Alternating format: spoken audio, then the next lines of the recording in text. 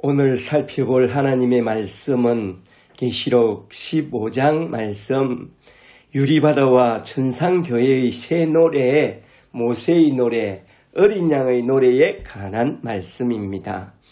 오늘도 계시록 15장 말씀을 가지고 그 뜻을 풀어나갈 때에 주께서 지혜와 계시의 영을 부어주사 하나님 뜻과 복음 진리를 밝히 깨닫게 되는 귀한 시간이 되기를 간절히 축복합니다.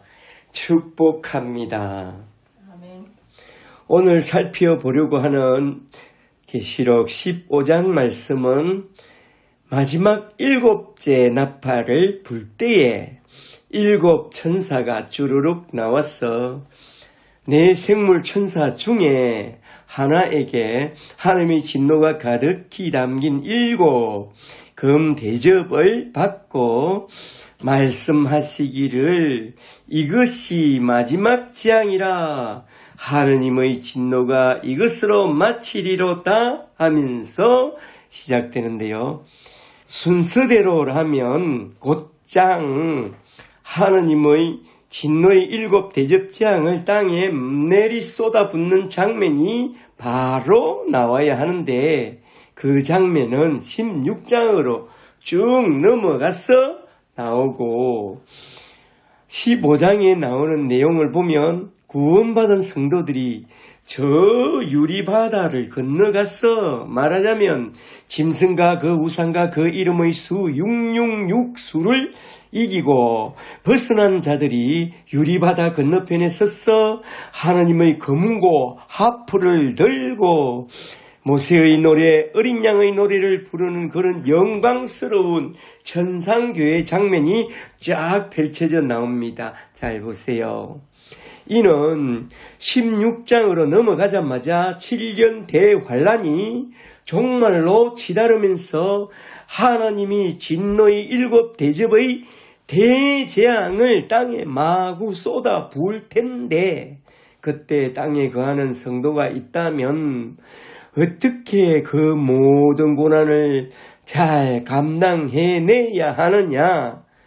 15장에서 보여주고 있는 저 유리바다 건너편에 서서 하나님의 검은고 하프에 맞추어서 새 노래를 부르고 있는 그 사람들이 바로 너희의 장래의 모습이라는 것을 잘 알고 그러한 너희 장래 모습을 한번 쭉 그려보면서 그 모든 재앙과 환난과 순교까지 잘 감당하고 돌아오라고 격려하는 그런 차원에서 15장에서 미래에 완성된 천상교회의 모습을 쫙 보여주신 것입니다. 할렐루야. 아멘.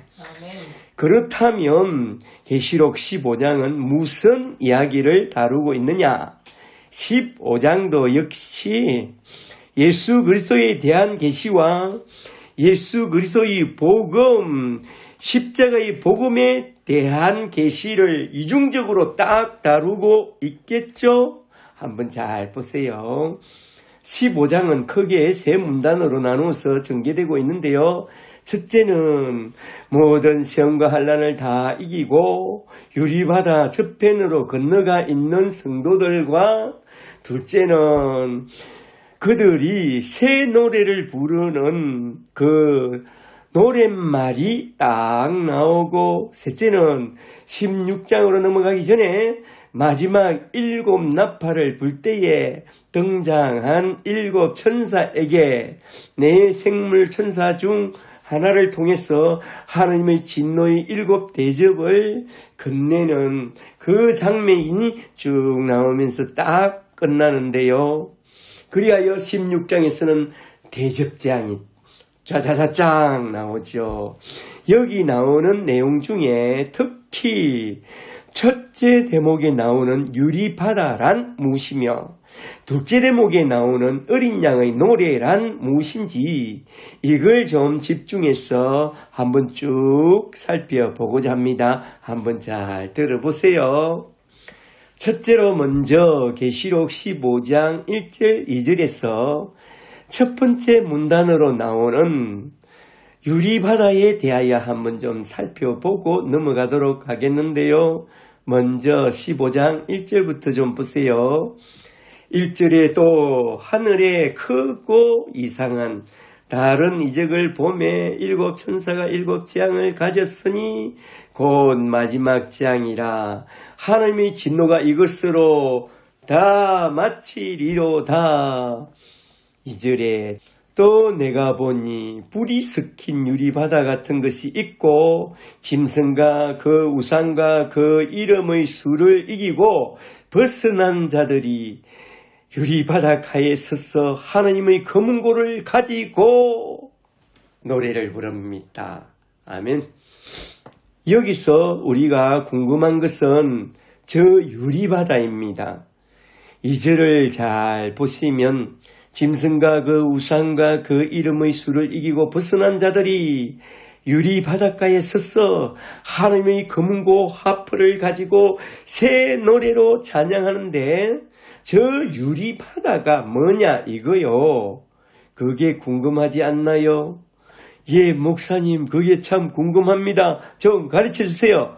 예, 제가 가르쳐 드리지요. 먼저 창세기 1장 7절을 한번 좀 보세요. 하느님이 천지 만물을 창조하는 가운데에 둘째 날이 이르렀습니다. 둘째 날에 하늘에 궁창을 만들고 궁창 아래의 물과 궁창 위의 물로 딱 나눕니다. 그리고 여기서 한 가지 더 놓칠 수 없는 내용은 하늘은 지구촌의 하늘만 만든 게 아니라는 사실입니다. 말하자면 새가 날아다니는 첫째 하늘을 만드시고 또한 별들이 날아다니는 둘째 하늘도 만드시고 그리고 셋째 하늘에는 하느님의 집 영원한 천국을 만드셨다는 것입니다. 한번 잘 생각해 보세요. 천문과학이 발달하기 전에는 우리가 사는 지구라는 게 얼마나 큰지 그게 네모인지 둥근지 공전을 하는지 자전을 하는지 전혀 몰랐습니다. 물론 모든 것을 다 아는 지금에도 우리는 지구가 얼마나 큰지 공전을 하는지 자전을 하는지 전혀 못 느끼고 삽니다. 너무 큰 거는 못 느끼고 삽니다. 전능하신 하나님이 너무 크기 때문에 못 느끼고 삽니다. 그러나 존재합니다. 지구가 존재하듯이 공전이 자전이 존재하듯이 하나님이 존재하십니다. 그게 인식의 한계라는 거죠. 그런 우리의 인지 능력은 새가 날아다니는 첫째 하늘 정도는 좀 알지만 그 너머에 별들이 날아다니는 둘째 하늘은 거의 잘 모릅니다.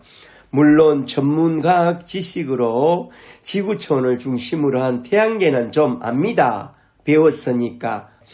태양계에서 가장 가까운 수성과 금성이 있고 그 다음에 화성과 목성과 토성과 천왕성과 해왕성과 명왕성이 있다는 말을 우리는 들어서 압니다. 그런데 문제는 그 너머에 은하수라는 은하계에는 거의 4, 5천억 개의 별들이 있고 은하계 북쪽에는 카시오피아 별자리가 있고 남쪽에는 십자성 별자리가 있고 서쪽에는 정갈자리 남쪽에는 오리온 자리가 있다는 말을 들어보셨죠? 그리고 그 은하수 너머에 또 안드로메다 성자가 있다고 하는데 안드로메다 성자에는 거의 1조 5천억 개의 별들을 내포하고 있다는 말을 들어봤어요? 하나님이 창조하신 둘째 하늘이 이렇게 강대무변하다는 겁니다.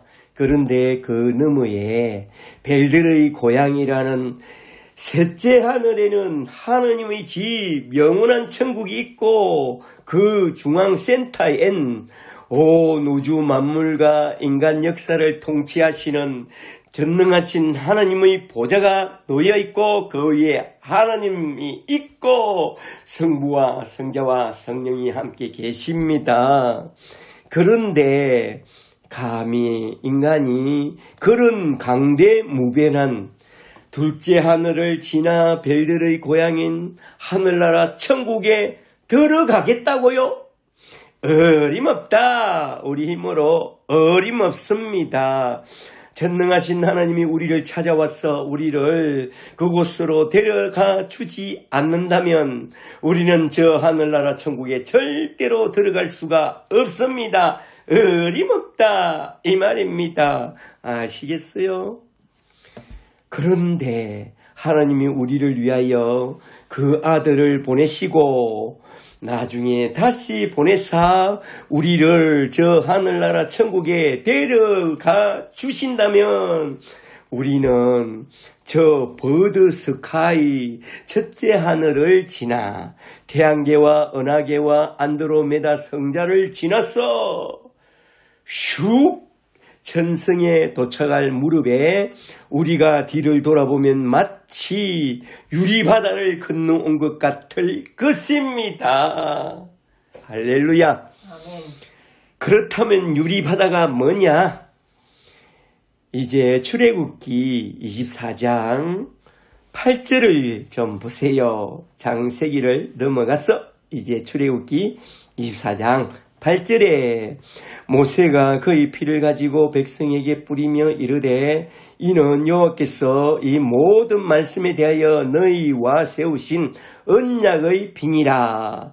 이렇게 시내산 앞에서 하나님과 이스라엘 자손이 시내산 언약을 한 후에 9절에 모세와 아론과 나답과 아비후와 이스라엘 장로 70인이 시내산에 올라가서 이스라엘의 하나님을 배우니 그의 발 아래는 청옥을 팬 듯하고 밑줄 짝 청옥을 팬 듯하고 하늘같이 청명하더라. 이것이 셋째 하늘에 계신 하나님의 자기 계시였죠. 청옥을 팬 듯한 유리바다 건너편에 계신 하나님이 자기를 계시해 준 사건이죠. 그리고 11절에 하나님이 이스라엘 자손들의 존귀한 자들에게 손을 대지 아니하였고 그들은 하나님을 배웠고 먹고 마셨더라. 교제하였더라. 하나님과. 아멘. 제가 한치라도 있다면 그 사람은 누구도 하나님 앞에 설 수도 없고 하나님을 배울 수도 없습니다. 그런데 모세와 아론과 그 아들과 이스라엘 장로 70인이 하나님 앞에 올라가서 하나님을 배웠고 하나님 앞에서 먹고 마시는 그런 식탁 교제를 나누었다? 이게 가능하느냐? 이에서 어린 양의 피로 언약을 맺으면 그게 가능합니다. 예수 십자가의 은총을 예표하는 어린 양의 피로 언약을 맺으면 하나님 앞에 먹고 마시는 그게 가능하다 이 말입니다. 그리고 그들이 하나님 앞에서 먹고 마시는 이 장면을 한번 잘 보세요. 신약 성경으로 돌아와서 이런 장면이 종종 재현되고 있는데요. 하나님의 아들의 발 아래서 12제자와 함께 세리와 장기와 죄인들이 함께 먹고 마셨다는 것입니다. 이는 곧 어린 양으로 오사 그들의 죄를 십자가 위에서 다 사해 주실 것을 전제로 한 그 은혜를 부어주시고 그들과 함께 더불어 먹고 마셨던 것입니다. 할렐루야. 저와 여러분도 이 예배가 그런 예배라는 거요. 신령한 양식으로 먹고 마시는 교제의 시간. 할렐루야. 아멘. 그리고 에스겔서 1장 22절에 보면 그 유리바다가 수정 같은 궁창으로 딱 나타나는데 한번 잘 보세요. 에스겔서 1장 22절에 그 생물 천사의 머리 위에는 수정 같은 궁창의 행상이 있어. 밑줄짝 수정 같은 궁창의 행상이 있어. 보기에 두려운데 그들의 머리 위에 펼쳐져 있고 그 머리 위에 있는 궁창 위에서부터 음성이 들리더라. 아멘. 이렇게 구약에서 보여준 청옥 같고 수정 같은 유리바다가 계시록에선 직접 나타나고 있는데요. 부분적으로 보이는 것이 계시록에서는 확실하게 나타나는데요. 계시록 4장 2절을 좀 보세요. 4장 2절에 내가 곧 성령에 감동되었더니 보라 하늘에 보좌를 베풀었고 그 보좌 위에 앉으신 이가 있는데 앉으신 이의 모양이 배복과 홍보석 같고 또 무지개가 있어 보좌에 둘렀는데 그 모양이 녹보석 같더라. 아멘. 그리고 6절을 잘 보세요. 보좌 앞에 수정과 같은 유리바다가 있고 여기까지만. 보좌 앞에 수정 같은 유리바다가 있다는 이 말씀은 우리가 하나님의 보좌 앞에 나아가려면 저 유리바다를 건너가야 한다는 그런 말씀입니다. 말하자면 저 유리바다는 우리 인간과 하나님 사이의 간격을 보여주는 그런 말씀인데요. 불 섞인 유리바다를 건너야 한다는 이 말씀은 십자가의 고난을 통과해야만 건널 수가 있는 그런 바다라는 것입니다. 하나님의 어린 양 예수 십자가의 고난 속에 들어가지 않고는 십자가의 피, 어린 양의 피가 아니고는 하나님 아버지와 우리 사이의 간격을 넘어설 수가 없다 이 말입니다. 오직 예수의 피로 어린 양의 피로 하나님 앞에 유리바다를 건너서 하나님 앞에 설 수 있습니다.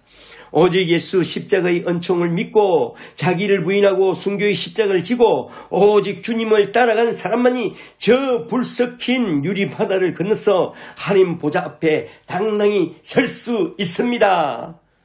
나는 예수를 믿습니다. 말은 하지만 행위로 자기 믿음을 부인하는 자는 저 유리바다를 건너갈 수 없습니다. 예수를 믿되 믿음의 주여 우리를 온전케 하시는 예수 그리스도를 온전히 믿고 따르는 자만이 저 유리바다를 건너서 하늘 아버지의 보좌 앞에 설 수 있다 이 말입니다. 그러므로 지금 고난 중에 있는 형제 자매들이여 너희 고난과 수고가 헛되지 않게 끝까지 믿음의 선한 싸움을 잘 싸우고 이겼어. 비록 순교의 십자가를 지고 순교자가 되라고 한다면 당당하게 순교까지 해버리고 하나님 앞에 서는 자가 되라 이 말입니다. 그런 순교자의 정신을 갖고 살아온 자들만이 유리바다가에서 그 새 노래를 부를 수가 있습니다. 그런 새 노래를 우리 모두 다 함께 부르게 되시기를 주 예수 그리스도의 이름으로 간절히 축복합니다. 아멘. 축복합니다. 그렇다면 그 새 노래, 모세의 노래, 어린 양의 노래에 대하여 한번 좀 알아보도록 할까요? 이제 둘째로 두 번째 대지로 넘어가서 계시록 15장 3절 4절에 나오는 모세의 노래, 어린 양의 새 노래를 한번 쭉 살펴보도록 하겠습니다. 15장 3절부터 잘 보세요.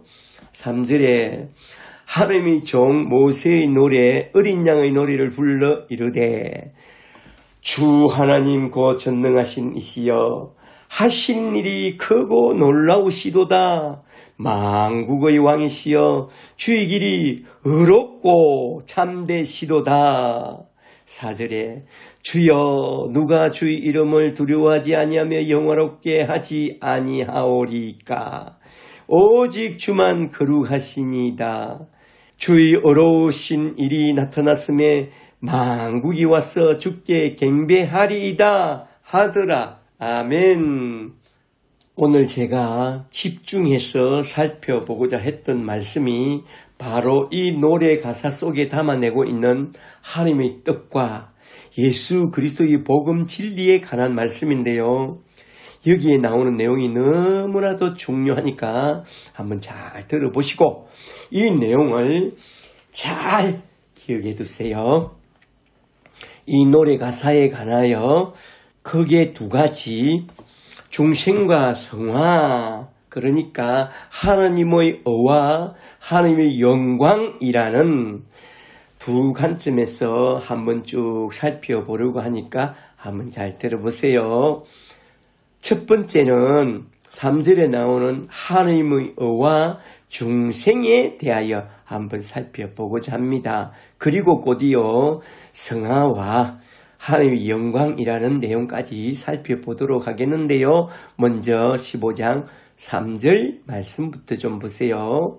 3절 후반절에 주 하나님 곧 전능하신 이시여 하시는 일이 크고 놀라우시도다. 만국의 왕이시여 주의 길이 어렵고 참되시도다. 그리고 4절 끝에서 하나님의 의에 대해서 한 번 더 반복해서 노래합니다.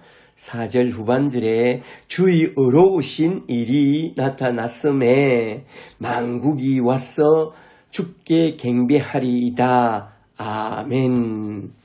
이 노래를 보면 하나님의 의에 대하여 반복해서 언급하고 있는데요. 하나님의 의가 중요하니까 말하자면 우리 신자에게 하나님의 의가 너무나도 중요하니까 이렇게 반복해서 언급하고 있는 것입니다.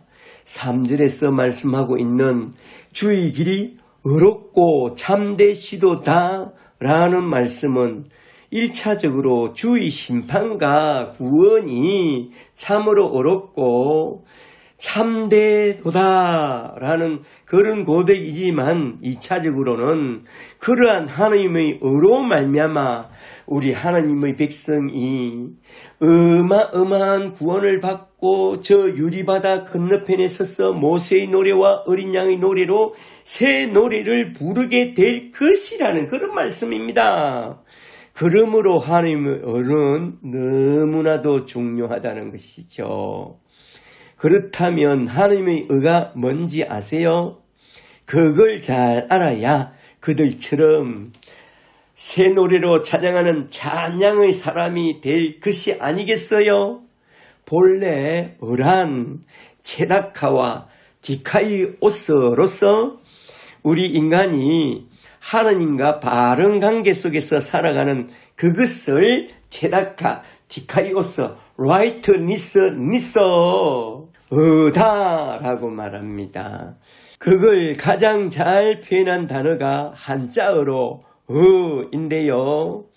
의는 한자어로 어린 양 아래에 나아가 들어가서 순종하고 어린 양을 따라가는 것을 한자어로 의라고 표현하고 있습니다. 가장 잘 표현한 거죠. 하나님과 바른 관계. 그렇다면 하나님의 의란 무엇인가? 그것은 하나님이 창조한 그의 피조물을 대하여 하나님이 해야 할 마땅한 도리를 성실히 수행하는 것이 하나님의요. 특히 인간을 창조했을 때 우리 인간에게 약속하신 그것을 성실히 수행하는 그것이 하나님의라고 하는 것입니다. 말하자면 창세기 1장 28절에서 하나님이 그들에게 복을 주시며 밑줄 짝 복을 주시며 바라크의 복을 주시며 하나님이 그들에게 이르시되 생육하고 번성하여 땅에 충만하라 땅을 정복하라 바다의 물고기와 하늘의 새와 땅에 움직이는 모든 생물을 다스리라 하신 그대로 어떤 상황 속에서도 변치 않고 하나님이 주신 복, 바라크의 복, 하늘에 속한 신령한 복을 다 누리도록 해주는 그게 하나님의 입장에서 하나님의 의다 이 말입니다. 비록 아담이 변절하고 타락하여 죄를 범할지라도 창세기 3장 15절에서 여인의 후손 제라를 통해서 그 신령한 복을 다시 누리게 해 주시겠다고 약속하신 그 말씀 그대로 어김없이 하나님이 수행해 나가는 그것을 곧 하나님의 의라고 하는 것입니다. 아시겠어요?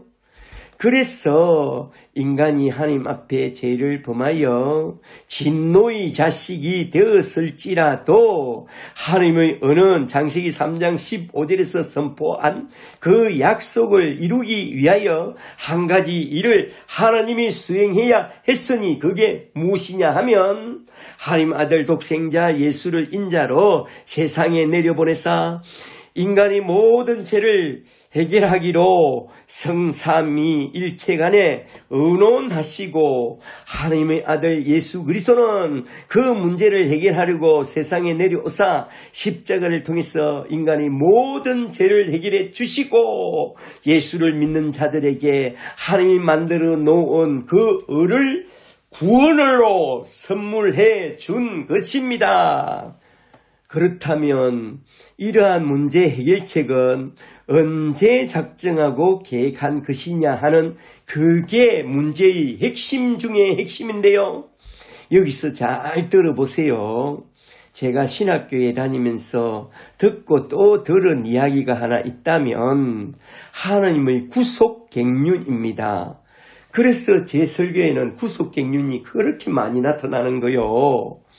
조직신학 교수치고는 하나님의 구속갱륜을 언급하지 않은 분이 없을 정도로 조직신학에서 너무나 또 중요하게 다루고 반복해서 언급하는 것이 바로 하나님의 구속갱륜입니다. 제가 들은 그대로 한번 이야기해 볼 테니까 한번 잘 들어보세요. 하나님은 우리 인간을 창조하시기 전에 그리고 우리 인간이 타락하기도 전에 잘 들으세요. 하나님의 사랑과 하나님의 공의에 위배되지 않고 하나님의 택하신 자들이 혹 타락하여 죄를 범하였을지라도 그 죄로 말미암아 하나님의 진노의 심판의 저 지옥 불못 가운데서 구원해 주시기로 만세 전에 장세전에 영원 전부터 이미 벌써 구속갱륜을 작정해 놓았다는 것입니다. 성부 하나님은 인간을 창조하시기도 전에 장세전에 또한 인간이 타락하기도 전에 만세 전에 성자와 성령 하나님과 삼위 하나님 간에 인간의 창조에 대하여 깊이 의논을 하셨다는 것입니다. 그리하여 성부 하나님의 구속 작정과 성자 예수님의 구속 성취와 성령 하나님의 구속 적용을 각각 서로 분배하고 인간을 창조하기로 신중하게 의논하였으니 이게 무슨 말씀이냐? 인간에게 일어날 각종 뱅수들을 모두 다 종합하여 모든 대안까지 다 마련해 놓고 성부는 구속 작정을 하고 성자는 구속 성취를 하고 성령은 구속 적용을 하기로 작정을 하고 인간을 창조하기로 결정했다는 것입니다. 말하자면 우리 인간은 다른 피조물처럼 그냥 대충 만들어 놓은 그런 피조물이 아니라 하나님의 행성을 가진 하나님의 걸작품 중에 걸작품이었다 이겁니다. 이 이야기는 신학교를 다녀본 사람들은 너무나 자주 들은 이야기일 것입니다. 그렇지만 다시 잘 들어보세요. 이제부터 중요합니다. 성부 하나님이 성자 하나님과 성령 하나님을 불러놓고 의논투로 말씀합니다. 우리가 우리의 형상대로 사람을 만들고 우리가 영원히 누리고 있는 이 영원한 복과 기쁨을 그들도 함께 누리게 해주자. 그러나 기계적인 로봇이나 인형이 아니라 하나의 인격을 가지고 자발적으로 우리와 뜻을 함께하는 그런 존재로 우리와 대화를 나누며 교제를 하고 우리와 사귐을 가질 수 있는 그런 존귀한 존재로 우리의 친밀한 법과 친구로서 사람을 만들자. 그러려면 그들에게 정말로 필요한 것이 자유의지인데 그들에게 자유의지를 주고 스스로 결단하고 스스로 순종하는 그런 존귀한 사람으로 만들자. 물론 그들이 이런 자유의지를 갖고 그걸 남용하여 혹 하나님인 우리를 반역할지라도 그들에게 정말로 필요한 모든 자유의지와 자율권을 보장해 주자 이거야. 이는 그만큼 우리가 인간을 인격적으로 대우하고 있다는 증거로서 인간들에게 필요한 자유의지를 주자. 그러나 우리의 벗이요 친구로 창조한 인간이 타락하고 우리를 거역하고 반역하고 죄를 지으면 우리는 거룩하기 때문에 그런 죄인들과 더 이상 함께 할 수가 없다. 함께 할 수가 없을 것이야. 그래서 말인데 그들이 만일 반역하여 죄를 짓고 우리를 떠나게 될 때에 내가 생각해 둔 조치가 있거든. 내가 생각해 둔 조치는 하나님의 아들인 성자 예수님 너가 땅에 내려가서 그들이 지은 모든 죄를 다 뒤집어 쓰고 그들의 죄를 십자가 위에서 모두 다 해결해 주고 돌아오는 것인데 너는 잘 할 수 있겠니? 잘 할 수 있겠지. 너는 성자 하나님이니까 그 일을 충분히 잘 감당하고 또 남을 그릇이니까 너는 내려가서 그들의 모든 죄를 대신 짊어지고 그들의 죄를 해결해 주고 와야 한다. 내려가거든 신성과 인성을 총동원하여 나의 계명을 다 지켜냄으로써 하나님에 대한 순종과 거룩함이 무엇인지 그들에게 잘 보여주고 십자가 위에서 그들의 죄를 다 해결해주고 장사된 지 사흘 만에 다시 부활함으로써 너가 만들어낸 하나님의 어로서 너를 믿고 따르는 택한 하나님의 자녀들에게 그 일을 그 구원을 다 나누어주고 와야 한다. 그리고 너가 모든 일을 다 마치고 돌아오는 날에 우리가 함께 때와 시간을 의논하여 성령 하나님을 땅에 내려보내자. 그리하여 성령 하나님이 내려가서 우리가 택한 하나님의 자녀들에게 성부의 뜻과 성자의 뜻을 가르쳐 주게 되면 그때 가서 그들이 나와 너를 온전히 믿게 될 것이다. 성령 하나님의 도우시는 역사로 성부와 성자를 믿게 됐을 때 우리가 부여해 준 그 자유의지로 타락하고 죄를 범하여 하나님을 떠나는 데 썼던 그것으로서 돌이켜 하나님께 회개하고 돌아오는 데 사용하여 우리 앞으로 돌아왔어. 너희 십자가 사랑에 감복하고 너희 희생에 감격하여 진실로 너를 믿고 따르게 되고 너와 함께 우리까지 크게 사랑하고 감사하게 될 거야. 그렇게 되면 그들이 진정으로 우리의 참된 벗이 되고 참된 친구가 될 것이다. 그들은 인간과 로봇이 아니라 자유의지를 가지고 처음엔 타락하여 우리를 떠나갔지만 결국에는 종국에는 십자가 사랑에 감복하여 회개하고 돌아와서 우리의 진짜 법과 친구가 될 것이다. 알겠니? 너는 어떻게 생각하니? 내 생각에 동의한다면 우리가 우리의 행상과 우리의 모양대로 사람을 만들자. 그리하여 성삼위 하나님 간의 언론이 끝났을 그때에 드디어 하나님의 행상을 입은 사람을 창조하셨고 그렇게 해서 창조된 존귀한 사람으로 태어난 우리 인간이 어느 날 사탄의 미혹에 빠져 타락하고 범죄하여 짐승보도 못한 그런 쓰레기 같은 인간이 되어버렸네. 아유, 바로 그때 하늘 아버지의 뜻을 따라 때가 참에 하나님 아들이 세상에 내려오사 십자가를 지심으로써 하나님을 떠난 죄인들의 모든 죄를 다 해결해 주시고, 하나님의 아들 예수 그리스도를 믿고 따르는 자들에게는 누구든지 제3의 은총을 베풀어 주고 또한 의인으로 거듭난 새 사람이 되게 해주셨으니, 그렇게 해서 새 사람으로 태어난 사람들이 누구냐? 그들이 바로 저와 여러분입니다. 할렐루야. 저와 여러분은 이러한 하나님의 구속 경륜 속에서 예수 십자가의 사랑을 받고 의인으로 딱 거듭난 새로운 피조물들이 된 것입니다. 할렐루야. 아멘. 성부와 성자와 성령 하나님이 작정하시고 성실히 수행해 내신 그게 뭐냐? 하나님의 열심이었습니다.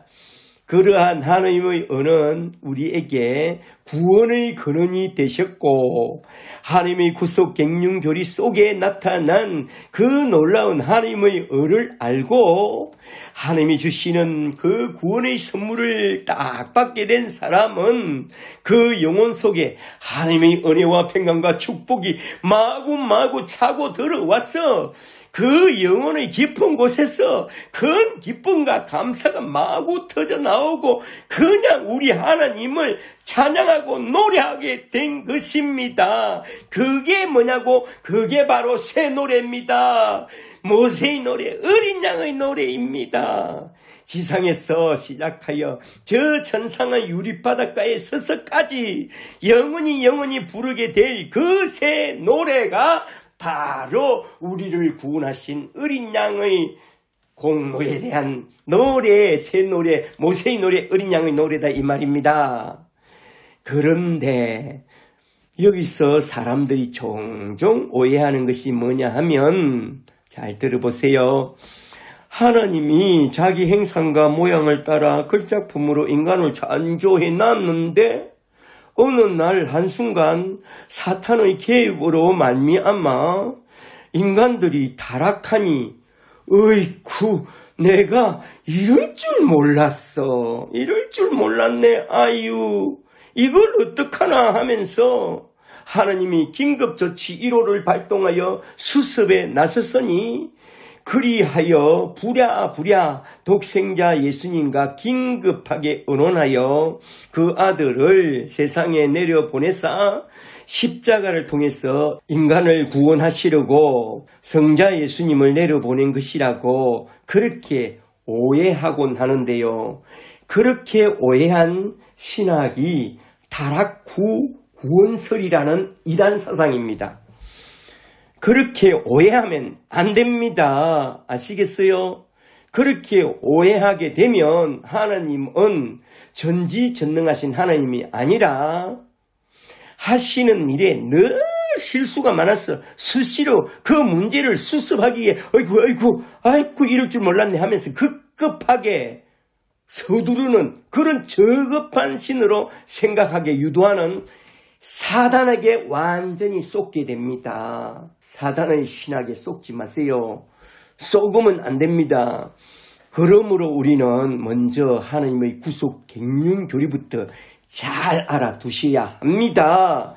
하나님의 의가 무엇인지, 하나님의 열심이 무엇인지, 하나님의 구속 갱륜 교리를 잘 알아두라 이 말입니다. 아시겠어요? 아멘.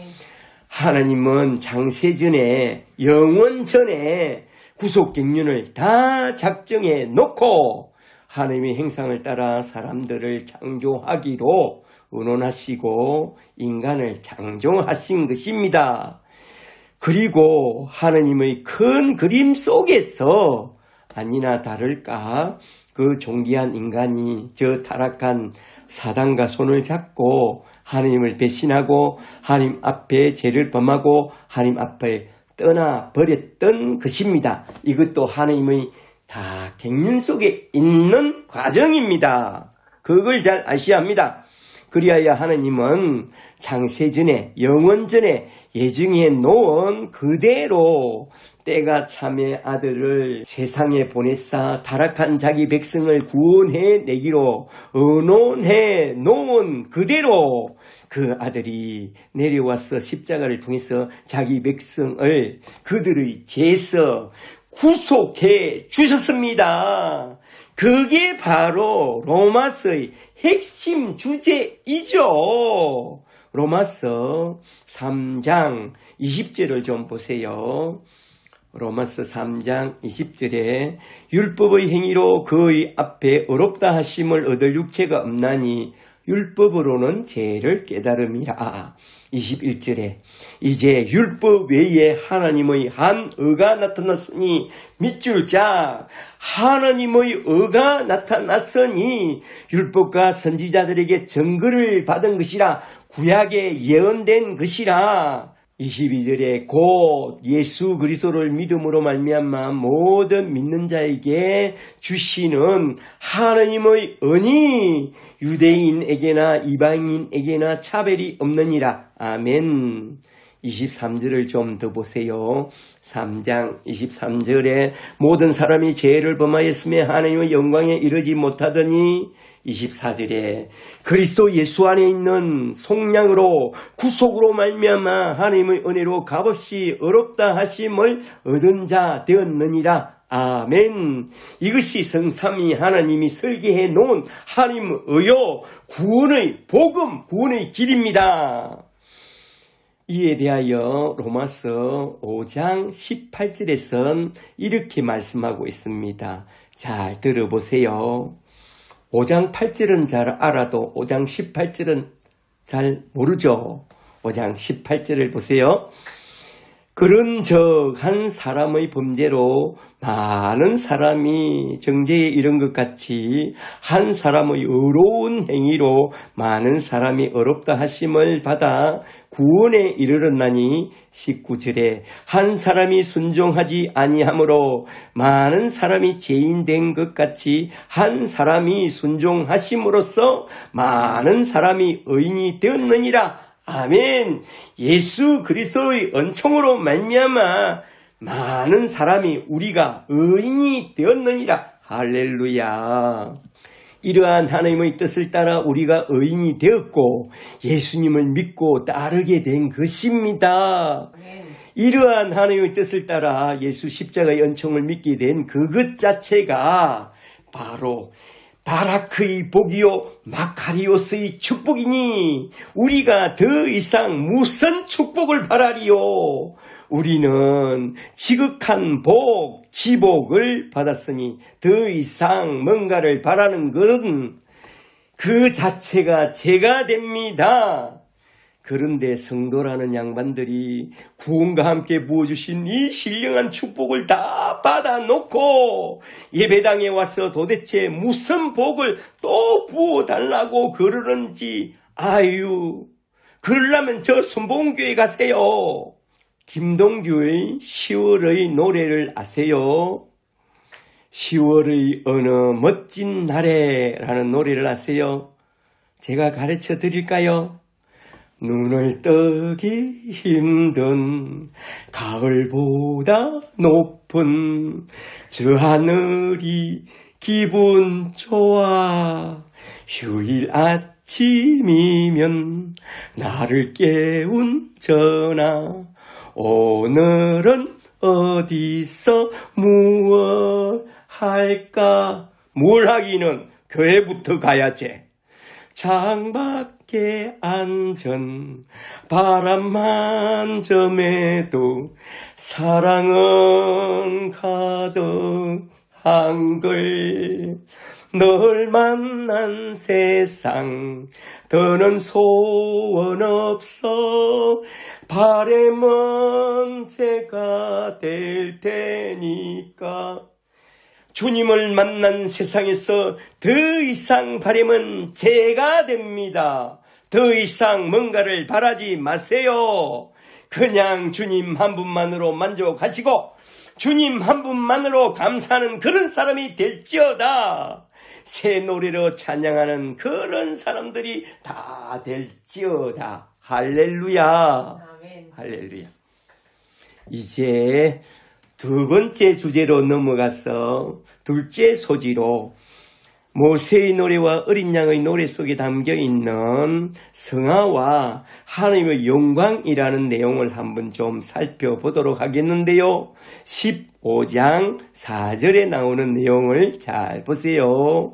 4절에 주여 누가 주의 이름을 두려워하지 아니하며 영화롭게 하지 아니하오리까. 밑줄 짝 오직 주만 거룩하시니이다. 아멘. 새 노래 중에서 두 번째 소절에 나오는 이 내용을 잘 살펴보면 진노의 7 대접재앙으로 저절하게 심판하시는 진노의 하나님을 보면서 어찌 하나님의 이름을 두려워하지 아니하며 또 그런 심판 가운데서 하나님이 택한 자기 백성을 다 구원해 내시는 그걸 보면서 어찌 하나님을 영화롭게 하지 않겠느냐 하는 그런 말씀인데요. 여기서 하나님의 엄한 심판 속에서 구원받은 우리가 하나님을 영화롭게 하는 삶, 성화의 삶에 대하여 한번 좀 생각해보고 딱 마치고자 합니다. 말하자면 여기서 저는 그동안 쭉 말해왔던 그 유명한 영광의 신학, 영광의 신학을 한번 명확하게 쭉 정리하고 딱 마치고자 합니다. 한번 잘 들어보세요. 여기서 잠시 모세의 노래에 대하여 한번 좀 살펴보고 넘어가는 것이 참 좋겠는데요. 모세의 노래, 어린 양의 노래. 모세의 노래가 어디에 나오느냐 하면 출애굽기 15장에 그 유명한 모세의 노래가 딱 나오죠. 출애굽기 15장 1절부터 좀 보세요. 출애굽기 15장 1절에 이때에 모세와 이스라엘 자손이 이 노래로 여호와께 노래하니 일렀으되 내가 여호와를 찬송하리니 그는 높고 영화로우시며 맑아 그 단자를 바다에 던지셨음이로다. 여호와는 나의 힘이요 노래시며 나의 구원이시로다. 그는 나의 하느님이시니 내가 그를 찬송할 것이요 내 아버지의 하느님이시니 내가 그를 높이리로다. 아멘. 11절에 여호와여 신중에 주와 같은 자가 누구니까. 13절에 주의 인자하심으로 주께서 구속하신 백성을 인도하시며 주의 힘으로 그들을 주의 거룩한 처소에 들어가게 하시나이다. 아멘. 홍해로부터 구원해 주심을 감사하나이다 하는 모세의 노래죠. 이런 노래로 하나님을 찬양하기 전에 말하자면 이스라엘 자손이 홍해 앞에 섰을 때에 그리고 이스라엘 자손을 추격해온 애굽왕 바로의 군대를 보게 됐을 때에 그들은 무슨 타령을 하고 있었나요? 출애굽기 14장 10절을 좀 보세요. 14장 10절에 이스라엘 자손이 심히 두려워하여 여호와께 부르짖어 가로되 애굽에 매장지가 없어서 우리를 이리로 이끌어내어 이 강야에서 다 죽게 하려 하시나이까. 다시 말하자면 하나님이 왜 우리를 이곳으로 몰고 왔느냐 이거죠. 왜? 나의 병 문제, 나의 가정 문제, 나의 직장 문제, 가난하고 병들고 돈도 없고 내 앞에는 태사 같은 문제, 홍해 바다가 쭉 가로놓여 있는데 도대체 하나님이요 이거 어쩌자고 이러는 것입니까?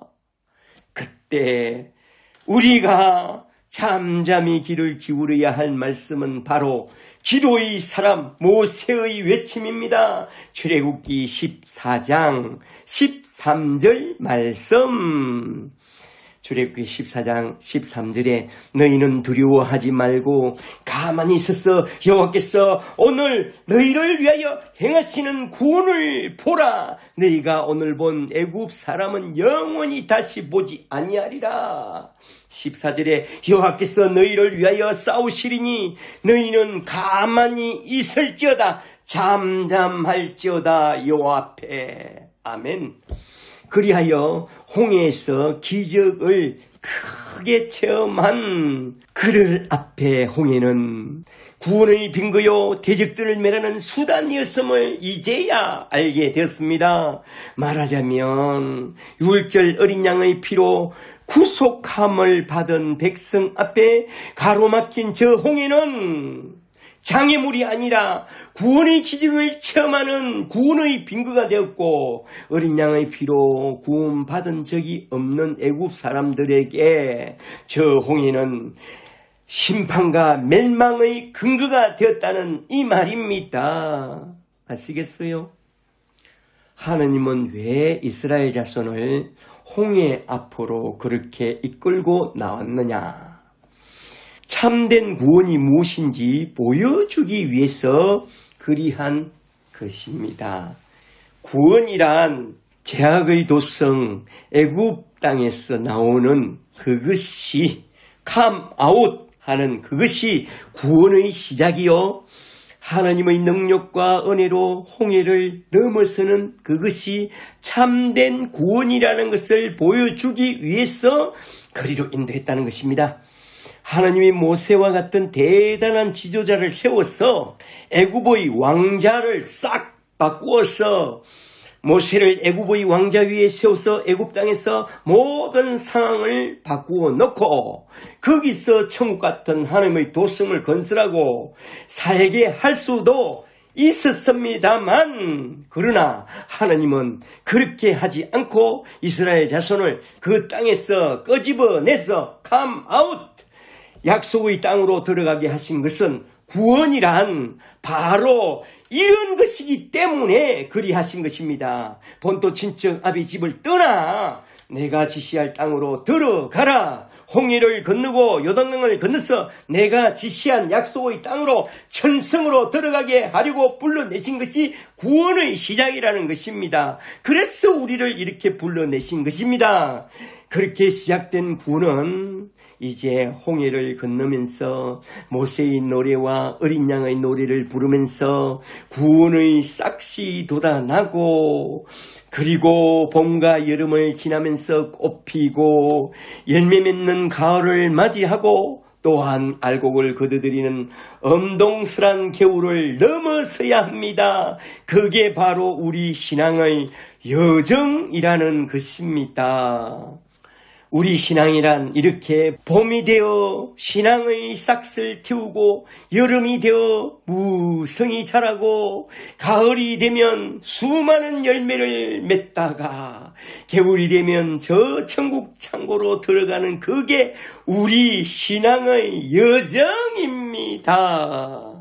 여기서 우리가 잘 알고 넘어가야 할 너무나도 중요한 것은 하나님을 영화롭게 하는 그 영광의 신학입니다. 그 영광의 신학은 본래 봄에도 있고 여름에도 있고 가을에도 있고 겨울에도 있습니다. 땅에도 있고 천국에도 있습니다. 본래 하나님을 영화롭게 하는 영광의 신학은 하늘에 속한 신령한 신학으로서 참으로 듣기만 해도 하나님께 영광이 되는 그런 아름다운 영광의 신학이었습니다. 그런데 중세를 지나면서 중세 가톨릭 시대를 지나면서 그것이 변질되었습니다. 중세 가톨릭 세계에서 영광의 신학, 테올로기아, 그로리아, 영광의 신학이란 십자가의 신학과 정반대의 개념으로서 인간의 공로를 마구 내세우는 그런 타락한 중세 스콜라주의 신학을 말하는데요. 마르틴 루터가 십자가의 신학을 제시한 이유는 바로 그 당시에 로마 가톨릭 교도들이 힘과 권력을 담하여 마치 높은 자리에 앉아 군림하는 그것이 마치 하나님께 영광이 되는 것처럼 영광의 신학을 말하고 있기 때문에 그런 로마 가톨릭 교회의 세속주의 영광의 신학을 비판하면서 제시한 것이 바로 루터의 하늘에 속한 십자가의 신학이었다는 것을 살펴볼 때에 중세 가톨릭 교회가 내세우고 있었던 땅에 속한 저속한 영광의 신학이라는 게 얼마나 반성경적이고 얼마나 하나님 뜻을 크게 거역하는 세속주의 신학인지 우리는 잘 알아야 합니다. 그래서 복음 속에 있는 영광의 신학과 저들이 말하는 세속주의 영광의 신학이 다르다는 것을 우리가 알아야 됩니다. 중세에 부패한 반기독교적인 가톨릭 교회의 영광의 신학은 오늘날 현대교회 안에 크게 유행하는 부흥과 번영 신학 속에 고스란히 다 들어와서 활개치고 있다는 게 문제인데요. 한번 잘 들어보세요. 지금이 월드컵 시즌이니까 축구를 예로 들어볼게요. 손흥민이가 기가 막힌 어시스트로 패스를 한 그 볼을 황희찬이가 슛! 골을 넣는 그 순간 기야호! 우리나라가 포르투갈을 제치고 역전승으로 16강에 올랐으니 오 주여 감사합니다 하면 그것으로 하느님도 오케이 그래 오케이다 합니다. 그런데 그걸 넘어서서 나는 이 한 골로 하나님께 영광을 돌려드린다고 너스레를 떠는 순간 하나님의 책망을 받게 됩니다. 그게 어떻게 하나님을 영화롭게 하는 것이냐고. 너 자신을 영화롭게 한 것이지 망령된 소리 하지들 마라. 동계 피기어 스케이팅 금메달로 하나님께 영광을 돌린다고? 서울대 정도가 아니라 하버드대 숙습 합격하는 것으로 하나님께 영광을 돌린다고? 한국 정도가 아니라 미국 최대의 갑부가 되고 미국의 대통령이 되어 하나님께 영광을 돌린다고? 그런 저속한 영광의 신학을 외치지 말라 하나님 앞에서 이 말입니다. 하나님은 자기 백성이 잘 들으세요. 십자가의 복음을 딱 받아들이고 예수를 믿고 예수의 피로 그리고 성령으로 거듭나는 순간에 벌써 자기의 영광, 하나님의 영광을 하나님께서 다 받으신다고 했습니다. 길 잃은 탕자 같은 죄인 한 사람이 회개하고 아버지 집에 돌아오면 하나님의 사자들 앞에서 하나님의 기쁨이 되고 하나님께 영광이 된다고 우리 주님이 말씀했잖아요. 누가복음 15장 10절을 보세요. 그리고 우리가 신앙의 그런 말을 아장아장 떼는 것에서부터 시작하여 신앙이 자라고 풍성해지고 꽃피고 열매 맺는 그런 모든 과정에서 하나님이 하나하나 그 속에서 하나님이 스스로 영광을 받는다고 했습니다. 서울대 수석 합격, 하버드대 수석 졸업, 금상, 대상 그런 것 좀 안 받아도 하나님은 우리 존재 자체로부터 벌써 다 영광을 받고 있다고 했습니다. 우리 존재 자체가 하나님께 영광입니다. 우리가 종종 실족하여 자빠지고 넘어질지라도 하나님은 그 모든 과정을 통해서 하나님이 홀로 영광 받는 길로 우리를 인도해 주시고 그걸 통해서 하나님은 언제나 홀로 영광 받고 있다는 것입니다. 어딨어요? 우리가 넘어지고 자빠져도 하나님 앞에 나와서 하나님 어떻게 해요? 이것밖에 안 됩니다. 그래도 내 예배를 받아 주옵소서. 이렇게 예배 드릴 때 하나님께서 영광 다 받으신다 이 말입니다.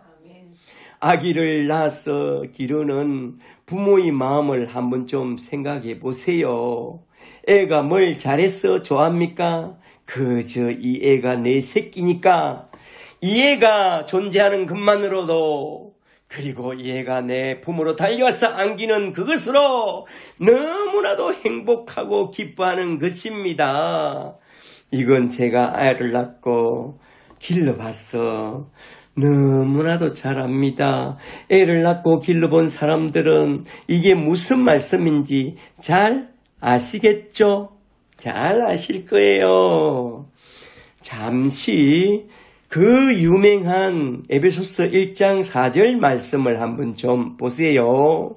에베소서 1장 4절에 곧 창세전에 그리스도 예수 안에서 우리를 택하사 우리로 사랑 안에서 그 앞에 거룩하고 흠이 없게 하시려고 그 기쁘신 뜻대로 우리를 예정하사 예수 그리스도로 말미암아 자기의 아들들이 되게 하셨으니 밑줄 자 하나님의 아들들이 되게 하셨으니 이는 그가 사랑하는 자 안에서 우리에게 거저 주시는 바 그 은혜의 영광을 찬송하게 하려 하심이라. 7절에 우리는 그리스도 예수 안에서 그의 은혜의 풍성함을 따라 그의 피로 말미암아 구속 속량 곧 제사함을 받았느니라. 아멘. 우리가 예수 십자가 안에서 그의 피로 구속 곧 제사함을 받고 구원을 받게 된 그 자체가 하나님께 영광이 되고 그 은혜의 영광을 찬송하는 그런 존재가 되어버렸다는 것입니다. 누가 그렇게 말해요? 하나님이 사도 바울의 입을 통해서 그렇게 말하잖아요. 이게 무슨 말인지 아세요?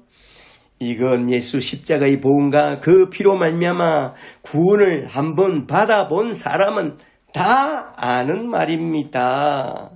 그리하여 예수 십자가의 은총 아래서 구속함을 받은 사람은 이제 어떻게 살아야 하느냐?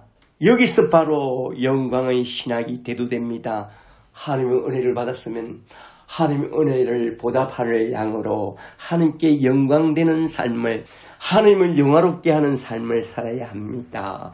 빌립보서 2장 6절에서 우리는 예수 그리스도의 마음을 품고 살게 된다고 이렇게 증언합니다. 예수 그리스도의 마음을 품고 사는 그게 바로 하나님 아버지께 영광을 돌리고 하나님을 영화롭게 하는 삶이라는 것입니다. 빌립보서 2장 6절에 그는 근본 하나님의 본체시나 하나님과 동등됨을 취할 것으로 여기지 아니하시고 오히려 자기를 비우 종의 행체를 가지사 사람들과 같이 되셨고 사람의 모양으로 나타나사 자기를 낮추시고 죽기까지 복종하셨으니 곧 십자가에 죽으심이라.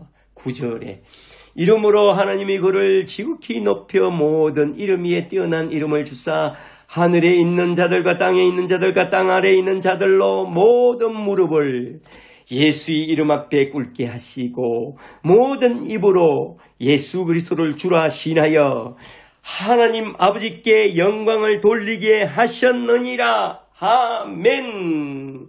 예수님은 하나님을 영화롭게 했다. 예수님이 하나님 아버지의 뜻을 따라 십자가를 지고 간 그것이 하나님의 영광이 된 것처럼 너희도 자기를 부인하고 순교의 십자가를 지고 예수님의 발자취를 따라가게 된다면 그게 하나님께 영광이 되고 하나님을 영화롭게 하게 된다 이 말입니다. 다른 어떤 큰 업적을 남기지 않아도 그리스도를 본받아 다른 사람들의 구원을 위하여 순교의 십자가를 지고 하나의 미랄이 되는 그것만으로도 하나님께서 아주 큰 영광을 받으신다 이거요. 하버드에 못 들어가도 만루 홈런 못 쳐도 대상과 금메달을 좀 못 받아도 됩니다. 물론 실력이 되면 하버드에도 가보고 만루 홈런도 한번 딱 때려보고 금메달이나 대상도 한번 받아보고 혹 소감을 말하라 하면 그냥 하나님 땡큐 하나님께 감사하시면 그것으로 족합니다. 그 상장 하나 갖고 또 하나님께 영광을 돌린다느니 그러지 말라 이겁니다. 하나님은 그딴 상장으로 전혀 영향받지 않고 전혀 영광받지 않습니다. 우리 존재 자체만으로도 하나님께 나와서 부족하지만은 하나님 우리 찬양과 경배를 받아 주옵소서. 예배드리는 예배자의 삶을 사는 것만으로, 그 존재 자체만으로 충분히 하나님은 우리를 통해서 영광 받으시는 그는 하나님이라는 것을 잘 알고 살아가면 참 좋겠습니다. 할렐루야. 아멘. 그리고 영광의 신학에서 하나님께 가장 크게 영광을 돌리는 길이 하나 있으니 이것까지 잘 들어보세요. 예수 그리스도를 본받아 그저 하늘의 미랄이 되어 땅에 떨어져 순교의 제물이 되어 가정에서 학교에서 직장에서 어디서 뭘 하든지 복음의 꽃을 피우고 복음의 열매를 가득히 거두는 그게 하나님께 가장 큰 영광이 된다고 요한복음 15장 8절에서 우리 주님께서 분명하게 말씀했습니다. 복음의 열매를 많이 맺으면 너희를 통해서 아버지께서 영광을 받으시느니라 라고 했습니다. 그런 복음의 사람들이 다 되기를 원합니다. 아멘. 오늘도 내일도 그리스도 예수의 마음을 품고 자기를 부인하고 순교의 십자가를 지고 하나님께 영광 돌리는 길을 걸어가는 것입니다. 주여 주여 하면서 엉뚱한 것 자기 욕심을 구하지 말고 자기가 영광을 다 받아놓고 하나님 영광 받았어서 그런 소리 하지 말고 자기를 부인하고 순교의 십자가를 지고 하느님을 영화롭게 하는 승화의 열매, 복음의 열매를 많이 맺고 살다가 구원받은 우리 자신 자체가 곧 복음의 열매잖아요. 나를 통해서 많은 사람이 복음을 알도록 복음의 열매를 많이 맺고 살다가 마지막 날에 저 유리바다 건너편으로 이끌려 올라갔어. 우리 모두 다 함께 우리 하느님 아버지 앞에 영원한 새 노래로 감사 찬송을 부르는 그런 천상교회 일원들이 다 되시기를 주 예수 그리스도 이름으로 간절히 축복합니다. 아멘. 축복합니다. 그리고 끝으로 이제 세 번째 문단으로 딱 넘어가서 계시록 15장 5절부터 8절 끝절까지 나오는 말씀은 16장의 서문과 연결된 말씀이기 때문에 이것은 다음 시간에 16장을 다루면서 다시 살펴봐야 하기 때문에 그때 가서 한번 쭉 살펴보기로 하고 오늘 설교는 여기서 딱 마치도록 하겠습니다. 잘 아시겠죠? 오늘은 이렇게 계시록 15장 말씀을 통해서 그 속에 담아내고 있는 하나님의 뜻과 예수 그리스도의 복음 진리를 크게 두 대지로 나누어서 한번 쭉 살펴보았는데요. 두 대지지만은 세 주제로 살펴봤습니다. 잘 기억하시겠어요? 첫째 대지에선 유리바다라는 개념 속에 담아내고 있는 하나님 뜻과 복음 진리를 좀 살펴보았고, 둘째 대지에선 유리바닷가에 서서 새 노래로 노래하고 있는 자들의 그 노래 가사 속에 담겨 있는 두 가지 내용, 첫째는 하나님의 의와 중생이라는 하나님의 구속 경륜과 둘째는 성화와 하나님을 영화롭게 하는 그 영광의 신학에 대해서 한번 쭉 살펴봤는데요. 이제 잘 기억하시겠죠? 오늘 15장에 나오는 귀한 말씀들을 잘 기억해 두시고 오늘 또 내일 또 오직 믿음으로 살아가는 거룩한 백성들이 다 되시기를 주 예수 그리스도 이름으로 간절히 축복합니다. 축복합니다. 지금은 우리 주 예수 그리스도의 크신 은혜와 하나님 아버지의 지극하신 사랑과 성령님의 인도하시는 크신 은총이 우리의 참된 소망이신 주 예수 그리스도와 하나님의 구속 경륜을 바라보면서 성령님의 인도하심을 따라 오늘도 내일도 날마다 거룩한 믿음으로 승리하며 오직 믿음으로 살아가기를 간절히 바라고 소망하는 저와 여러분과 여러분의 가정 위에 지금부터 영원히 함께 계시기를 간절히 축복합니다. 축복합니다. 아멘. 할렐루야.